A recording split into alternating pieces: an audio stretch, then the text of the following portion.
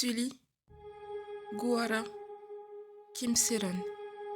Des noms qui résonnent tragiquement dans l'industrie du divertissement coréen. Des artistes talentueuses, des jeunes femmes qui avaient encore un avenir à construire. Mais elles ont fini détruites sous nos regards complices et impuissants. Elles avaient tout, mais aux yeux de la société coréenne, elles ont commis une faute impardonnable.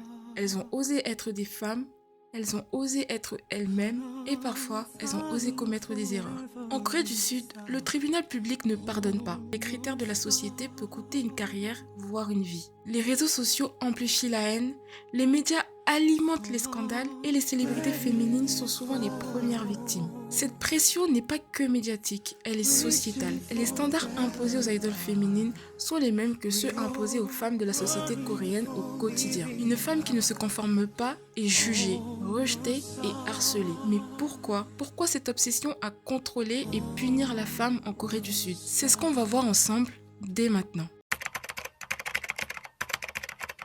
Depuis plusieurs décennies, l'industrie du divertissement coréen façonne une image bien précise de la femme, imposant des standards de beauté, de comportement et de réussite qui évoluent au fil du temps, tout en restant rigoureusement encadrés. Cette représentation, largement influencée par les médias et les attentes du public, exerce une pression immense sur les célébrités féminines, qui doivent constamment naviguer entre conformité et rébellion. Historiquement, la femme idéale dans le divertissement coréen était perçue comme douce, réservée et pure. Avant les années 2000, les actrices et chanteuses étaient principalement valorisées pour leur innocence et leur féminité traditionnelle. Les rôles féminins dans les dramas coréens illustraient cette vision en mettant en avant des héroïnes timides, souvent en détresse, attendant le soutien ou l'amour d'un homme pour s'épanouir. Avec la montée de la K-pop et plus globalement de la Hallyu, cette image a évolué, laissant place à une plus grande diversité de figures féminines. Aujourd'hui, deux grands archétypes s'affrontent sur le domaine de la scène du divertissement coréen. D'un côté, il y a l'image de l'ange innocent, incarné par des artistes comme IU, Suzy ou encore Jisoo de Blackpink. Ces figures féminines se distinguent par leur douceur, leur modestie et leur élégance. Elles véhiculent une image rassurante correspondant aux attentes d'un public qui valorise toujours la pudeur et la retenue. De l'autre côté, on retrouve la femme fatale maîtrisée, représentée par des artistes comme Yuna, Sunmi ou encore Jennie de Blackpink. Ces icônes assument une sensualité plus marquée, osant des tenues et des performances plus provocantes. Pourtant, cette liberté est toujours conditionnée par une limite implicite. Une femme qui va trop loin dans l'expression de sa sexualité risque immédiatement d'être critiquée et rejetée. Cette division illustre un paradoxe bien ancré dans la société sud-coréenne. D'un côté, les standards évoluent, ouvrant la voie à une plus grande diversité de représentations féminines. De l'autre, une pression constante pèse sur les artistes pour qu'elles restent dans un cadre prédéfini. L'un des aspects les plus marquants de cette pression est la gestion de la sexualité des célébrités féminines. En Corée du Sud, la sexualisation des femmes est omniprésente dans l'industrie du divertissement, notamment à travers les MV et les campagnes publicitaires. Pourtant, lorsqu'une artiste revendique ouvertement sa sensualité ou participe à un projet jugé trop audacieux, elle s'expose à des critiques virulentes. L'exemple de Sully est particulièrement révélateur. En 2017, l'actrice et ancienne membre de FX a joué dans le film Real, où elle partageait une scène de sexe avec Kim Soo-hyun. Cette scène a déclenché une immense controverse. Mais ce qui est frappant, c'est que les critiques ont été principalement dirigées contre Sully. Kim Soo-hyun, quant à lui, n'a subi aucune conséquence notable sur sa carrière à cette époque-là. Aujourd'hui, si vous suivez l'actualité, vous verrez qu'à l'heure actuelle, il subit quand même le contre-coup de ce qui s'est passé. Mais ça, c'est un autre sujet. Cet épisode avec Sully montre parfaitement la double morale qui règne dans l'industrie. Les hommes peuvent explorer des rôles plus matures et audacieux sans être jugés, tandis que les femmes doivent impérativement préserver une image de pureté sous peine d'être stigmatisées. On retrouve cette hypocrisie dans de nombreux cas. Yuna, par exemple, a souvent été critiquée pour ses performances jugées trop sexy, alors que des groupes masculins comme BTS ou EXO incluent régulièrement des chorégraphies subjectives sans provoquer le même tollé. De même, Lee Yuri, figure emblématique de la pop coréenne, a dû faire face à une réaction virulente lorsqu'elle adoptait une image plus affirmée et indépendante. Cette double morale s'étend également à la vie privée des célébrités. Lorsqu'une idole féminine est surprise en couple, sa carrière est souvent mise en danger. En 2019, Jennie de Blackpink a vu son image largement attaquée après la révélation de sa relation avec Kai du groupe EXO. Alors que lui recevait des messages de soutien, Jennie, elle, était accusée de trahison par une grande partie de son public. Si ces représentations et ces attentes perdurent, c'est en grande partie à cause du rôle joué par les médias et les plateformes en ligne qui alimentent et renforcent ces standards souvent oppressants. Le média Dispatch, par exemple, est particulièrement influent en Corée du Sud. Spécialisé dans le journalisme à scandale, il est célèbre pour révéler les relations amoureuses des célébrités, provoquant à chaque fois une vague de réactions négatives, en particulier lorsque l'idole concernée est une femme. Dispatch participe ainsi à l'idée selon laquelle les célébrités féminines doivent rester disponibles et irréprochables aux yeux du grand public. Les forums en ligne comme Netpan jouent également un rôle clé dans le maintien de ces standards. Ces plateformes permettent aux internautes de commenter librement les moindres faits et gestes des célébrités, souvent de manière extrêmement virulente. Plusieurs campagnes de harcèlement en ligne ont été ainsi menées contre les artistes jugés trop provocantes ou ne correspondant pas aux attentes du public. Sully et Guara, qui ont toutes les deux été la cible d'attaques répétées, en sont des exemples plus que tragiques. Ce climat de surveillance permanente crée un environnement où les célébrités féminines doivent constamment marcher sur un fil. Elles doivent être belles, mais pas trop confiantes, sensuelles, mais pas trop audacieuses, talentueuses, mais jamais perçues comme arrogantes. Et surtout, elles doivent toujours répondre aux attentes d'un public qui n'hésite pas à les punir ou à les écarter si jamais l'envie leur prend de s'écarter d'elles-mêmes du standard imposé. La représentation des femmes dans l'industrie du divertissement coréen est le reflet d'une société encore profondément marquée par des injonctions contradictoires. D'un côté, une évolution vers une plus grande diversité de figures féminines, de l'autre, un contrôle toujours aussi rigide sur la manière dont ces femmes doivent se comporter. Cette pression constante entretenue par les médias et amplifiée par les réseaux sociaux a des conséquences bien réelles sur la santé mentale des célébrités, mais pas seulement. Maintenant, je vous propose d'explorer plus en détail cette dimension en s'intéressant à l'impact de ces normes sur la santé mentale des femmes en Corée du Sud. Dès leur plus jeune âge, les Coréennes sont exposées à des standards esthétiques stricts. Peau parfaite, silhouette mince, visage ovale, ces critères ne sont pas de simples idéaux de beauté, mais de véritables conditions pour être acceptées socialement et professionnellement. L'influence des célébrités joue un rôle énorme dans cette pression. Les idoles et actrices sont souvent perçues comme les modèles à suivre. Leur peau sans défaut, leur finesse et leur féminité idéalisée deviennent des références pour toutes les femmes. Dans le monde du travail, avoir une bonne image est un critère d'embauche. Une étude a d'ailleurs révélé que 88% des demandeurs d'emploi en Corée du Sud estiment que l'apparence influence leurs chances d'être recrutées. Avec une telle pression, beaucoup de femmes n'hésitent pas à modifier leur apparence pour se conformer aux attentes de la société. La Corée du Sud est d'ailleurs le pays avec le taux de chirurgie esthétique par habitant le plus élevé au monde. À Séoul, le quartier de Gangnam est devenu un véritable temple de la chirurgie plastique, où les cliniques proposent des promotions comme s'il s'agissait de simples soins de beauté. Une femme sur 3 entre 19 et 29 ans a déjà eu recours à une intervention de chirurgie esthétique, rhinoplastie, double paupière, remodélage du menton, tout est fait pour atteindre cette perfection tant recherchée. Cette normalisation s'observe aussi chez les célébrités. Certaines idoles ont même avoué avoir subi des opérations sous la pression de leur agence ou du public. Derrière cette obsession de l'apparence se cache une notion profondément ancrée dans la culture coréenne, le nunchi. Ce concept désigne l'art d'observer et de s'adapter aux attentes sociales pour éviter la critique ou l'exclusion. Pour beaucoup de Coréennes, cette pression les pousse à être constamment sur leur garde, à analyser les réactions des autres et à ajuster leur comportement en conséquence. J'ai l'exemple de Yoon Joo Yim, une présentatrice sud-coréenne qui a osé porter des lunettes à l'antenne. Un geste anodin, Pas en Corée du Sud. Elle est devenue la première femme à le faire, alors que pour ses collègues masculins, ce geste n'a jamais posé de problème. Ça en dit long sur les attentes irréalistes imposées aux femmes. Elle avait des problèmes de vue, mais a dû porter des lunettes pendant des années pour rester désirable aux yeux du public, alors que ses collègues masculins avec les mêmes problèmes de vue n'ont pas eu besoin de trop y réfléchir. Dans les K-dramas, cette obsession de la perfection est souvent illustrée par des transformations radicales.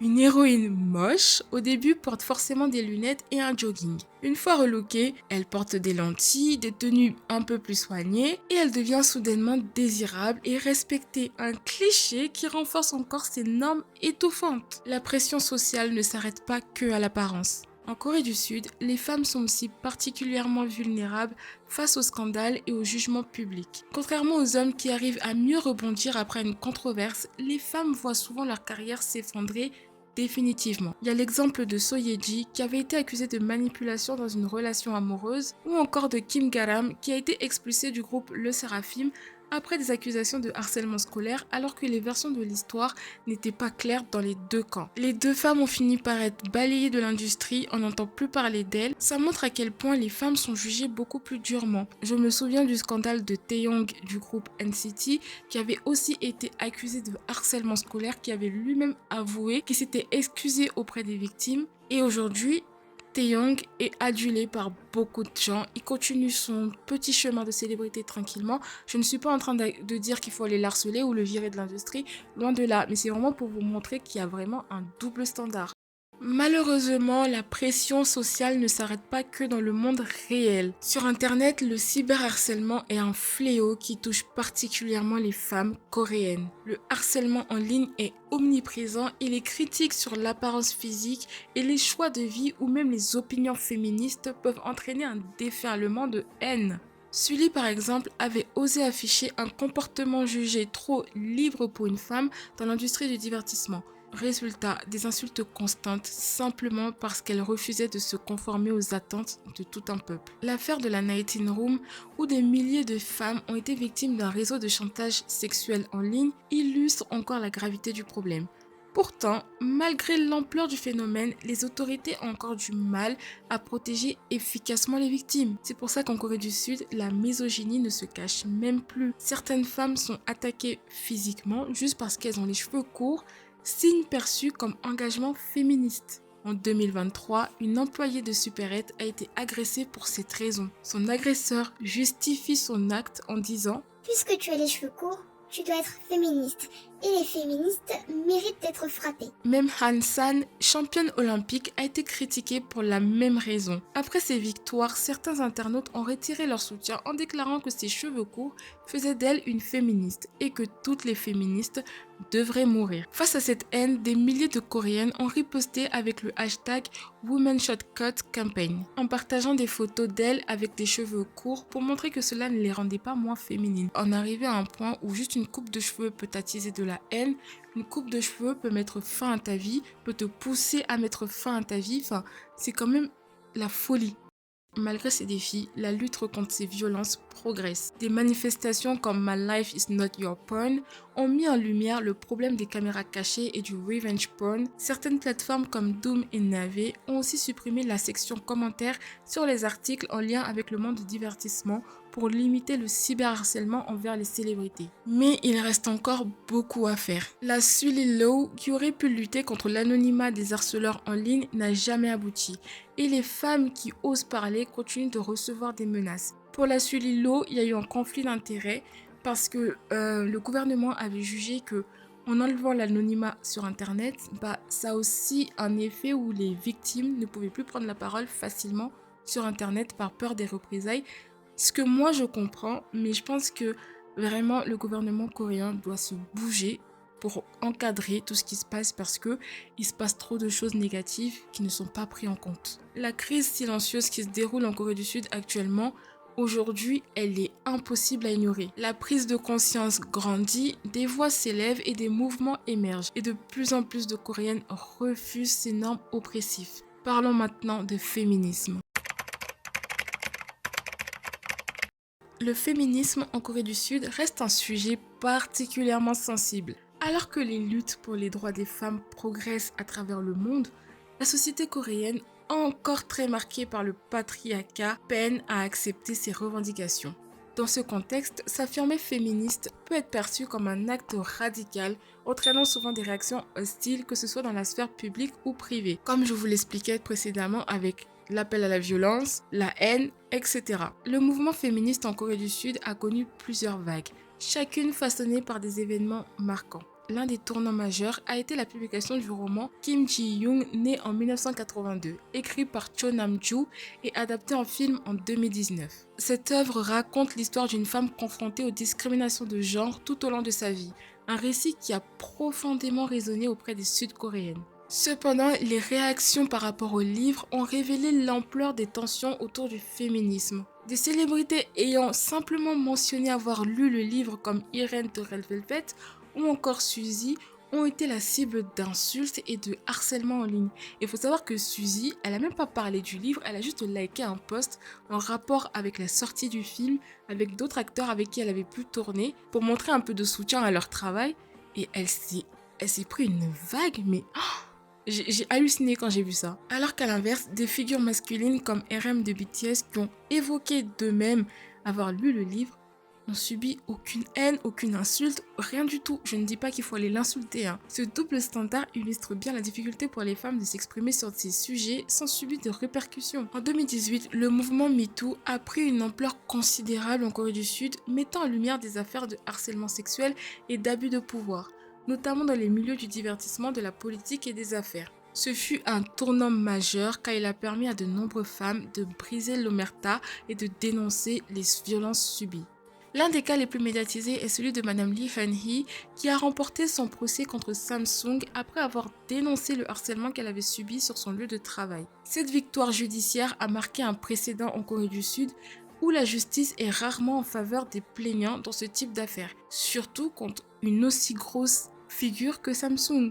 C'est-à-dire que les gens, quand ils ont vu que c'était pas aussi perdu comme combat, ça a délié les langues, les gens ont commencé à publier leur propre histoire. Il y a notamment cette histoire qui m'a un peu plus touchée par rapport à mon travail, c'est l'histoire de ces infirmières qui étaient habillées en stripteaseuses, vraiment en tenue très légère, pour danser devant devant des médecins, juste parce que c'était leur premier jour de travail. C'était un peu le bisoutage des nouvelles infirmières, c'est-à-dire il y avait les infirmiers aussi, mais ça c'était vraiment le bisoutage des nouvelles infirmières, faire des striptease aux médecins comme cadeau de merci de me recevoir. Quand j'ai vu ça, je me suis dit, mais ça va pas ou quoi? Dans quel monde? Mais si le mouvement MeToo a donné de la visibilité aux inégalités, il a aussi engendré une réaction violente de la part des groupes anti-féministes. Ils perçoivent les revendications des femmes comme une menace pour l'ordre social établi. C'est-à-dire que pour eux, une femme qui revendique son droit à la liberté, une femme qui revendique son droit à l'émancipation, elle trouble l'ordre public établi. Mais de quel ordre on parle? Face aux résistances masculines, certains mouvements féministes adoptent des positions beaucoup plus radicales. Le mouvement 4B, par exemple, prône le refus du mariage, des relations amoureuses, des rapports sexuels et de la maternité avec des hommes. Bien que minoritaire pour le moment, ce courant reflète une rupture grandissante entre les sexes en Corée du Sud. Et cette fracture s'est même illustrée lors de la dernière élection présidentielle où les hommes ont majoritairement voté pour un candidat anti-féministe, tandis que les femmes ont voté pour un candidat prônant davantage l'égalité homme-femme. Bien sûr, sans surprise, c'est le candidat soutenu par les hommes qui a gagné. Ce phénomène de masculiniste s'étend avec des figures comme Monsieur Kim, un conseiller municipal de Séoul, qui a récemment affirmé que l'augmentation des suicides chez les hommes pourrait être liée à la montée des femmes sur le marché du travail. Ce genre de discours témoigne du malaise profond d'une partie de la population masculine face aux changements sociétaux en cours. Et ne pensez pas que ce genre de discours, ce sont des choses qui sont isolées. Il y a aussi d'autres dérives. Par exemple, il y a un autre représentant politique en Corée du Sud qui a demandé à une candidate du camp adverse pourquoi elle n'était pas mariée, pourquoi elle n'avait pas d'enfant à son âge. Mais de quoi je me mêle de la vie privée des gens? Et pour lui, il s'agissait d'une attaque totalement légitime étant donné que c'est une femme. Il n'aurait jamais posé ce genre de questions à un adversaire homme. Malgré des évolutions, la Corée du Sud reste l'un des pays développés où les inégalités du genre sont les plus prononcées. Les femmes en Corée du Sud gagnent en moyenne 60% du salaire des hommes, ce qui représente l'un des écarts les plus importants parmi les pays de l'OCDE. The Economist classe la Corée du Sud comme le pays développé où il est le plus difficile pour une femme de faire carrière. Et en fait, même face à des actes commis très graves et aux revendications des femmes en Corée pour que ces actes soient punis à la hauteur de ce qu'ils ont fait, l'influence des normes patriarcales se retrouve partout en Corée du Sud. Mais quand j'y pense, je pense souvent au scandale du Burning Sun parce que pour moi, dans l'industrie du divertissement en Corée du Sud, c'est vraiment l'un des scandales qui illustre le mieux la banalisation des violences faites aux femmes, qu'elles soient célèbres ou pas. C'est-à-dire que le scandale du Burning Sun qui concerne quand même un réseau de trafic sexuel, on n'oublie pas qu'il est un crime extrêmement grave, tous les accusés ont été punis d'une manière hallucinante. C'est-à-dire que 2 ans de prison, ça y est, t'es de retour, tu vas te promener en boîte et potentiellement tu peux recommencer tes petites affaires juste en essayant de ne pas te faire attraper, en ayant appris tes erreurs techniques pendant ton arrestation. Et en fait, tout ça, ça montre vraiment l'impunité pour les hommes de pouvoir et la banalisation, encore une fois, des violences faites aux femmes. Malgré les nombreux obstacles, le féminisme trouve une place croissante dans la culture populaire en Corée.